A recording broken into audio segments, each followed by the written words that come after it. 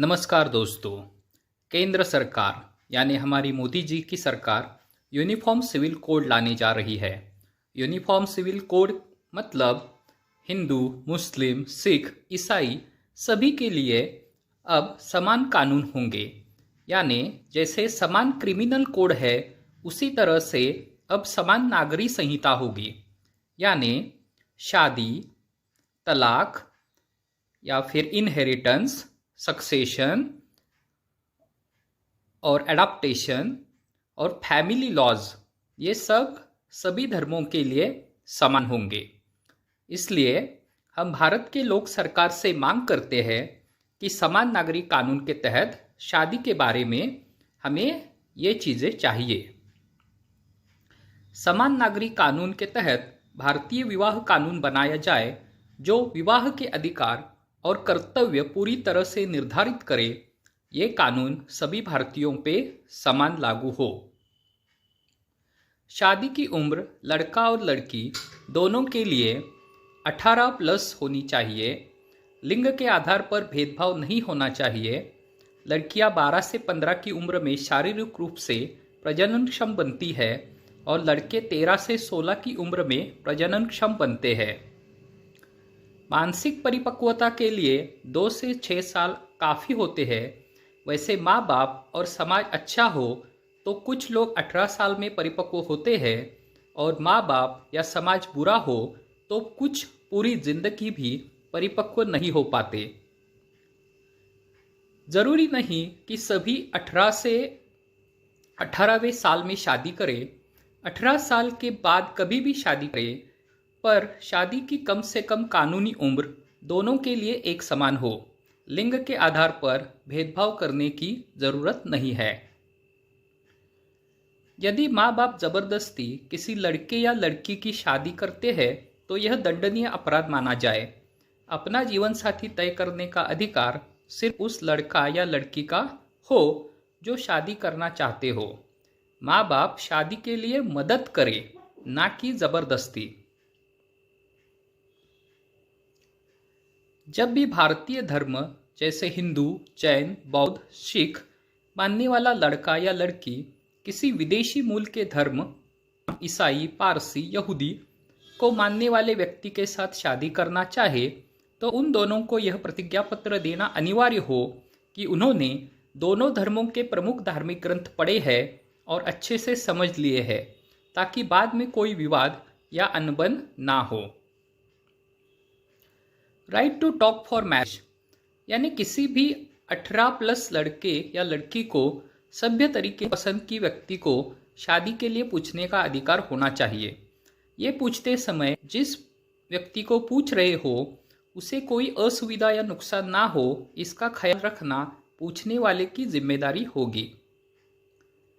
Right to से no यानी किसी भी शादी के प्रस्ताव को एक्सेप्ट करने का या रिजेक्ट करने का अधिकार हर लड़का लड़की को होना चाहिए। शादी के लिए जबरदस्ती करने पर 1 से 3 साल की सजा हो। 2 बार शादी के प्रस्ताव को नकारा जाए तो तीसरी बार नहीं पूछना चाहिए। तीसरी बार जबरदस्ती पीछे पड़ने पर 3 महीने की जेल होनी चाहिए। शादी करते वक्त और उसके रजिस्टर करते वक्त अपनी आय का प्रमाण पत्र देना होगा। यदि खुद की आमदनी न हो तो पैतृक संपत्ति से होने वाली आमदनी या माँ बाप द्वारा 5 साल तक शादीशुदा जिंदगी के खर्चे के लिए स्पॉन्सरशिप का प्रतिज्ञा पत्र देना होगा। बिना आमदनी के गारंटी शादी गैर कानूनी मानी जाए, क्योंकि पैसा जीने के लिए जिंदगी के जरूरी है। शादी के लिए आर्थिक स्पॉन्सरशिप देना या देना, इसलिए माँ बाप पे कोई जबरदस्ती नहीं कर सकता। ये उनके मर्जी से होना चाहिए। लेकिन शिक्षा और मूलभूत सुविधाएं जैसे निवास, भोजन ये माँ बाप को 25 साल की उम्र तक लड़का या लड़की को देना होगा। शादी का प्रोग्राम अपने अपने तरीके से हर कोई कर सकता है। अपने अपने धार्मिक, जातीय, प्रांतीय, भाषीय तरीके से शादी का सेरेमनी किया जा सकेगा, लेकिन शादी रजिस्टर करना कंपलसरी होगा।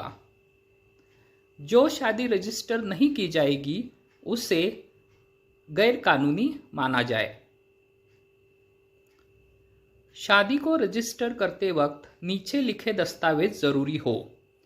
उम्र का दस्तावेज, यानी दोनों की उम्र 18+ होनी चाहिए। पते का दस्तावेज, दोनों भारतीय नागरिक हो, भारत में रहने वाले हो। आमदनी का प्रतिज्ञापत्र, शादी अपनी इच्छा से हो रही है इसका प्रतिज्ञापत्र। अपनी पार्टनर से शादी से पहले कम से कम 6 महीने से जान पहचान होने और कम से कम 6 बार विस्तार से चर्चा किए होने का प्रतिज्ञापत्र। ये बहुत ज़रूरी है क्योंकि किसी भी इंसान को ठीक से जानना बहुत ज़रूरी होता है। एक ही मीटिंग में ये नहीं हो सकता, कम से कम 6 मीटिंग ज़रूरी होनी चाहिए। डॉक्टर से लैंगिक संबंध ज्ञान एवं गर्भ निरोध के बारे में जानकारी किए होने का प्रमाण पत्र। डॉक्टर से कोई भी संसर्गजन्य बीमारी, लैंगिक बीमारी, STD यानी सेक्सुअली ट्रांसमिटेड डिसीजेस एवं एड्स प्रमाण पत्र। 2 बच्चों के बाद तीसरा बच्चा ना पैदा करने का वचन पत्र, क्योंकि आबादी बहुत है, इतनी आबादी को भारत नहीं सह सकता। आज 140 करोड़ हो गए हैं, तो ज़रूरी है कि 2 बच्चे ही अच्छे। तीसरा बच्चा यदि करता है कोई तो उसे 1 लाख रुपए दंड होना चाहिए, और दंड ना भरे तो उसका ज़बरदस्ती सरकार कंपल्सरी उसका वैसेक्टोमी या ट्यूबेक्टोमी यानी उसका कुटुंब नियोजन सर्जरी करे, क्योंकि हम अब इससे ज़्यादा आबादी नहीं पाल सकते। दहेज न लेने ना देने का प्रतिज्ञापत्र, किसी को दहेज लेने का और देने का हक नहीं है।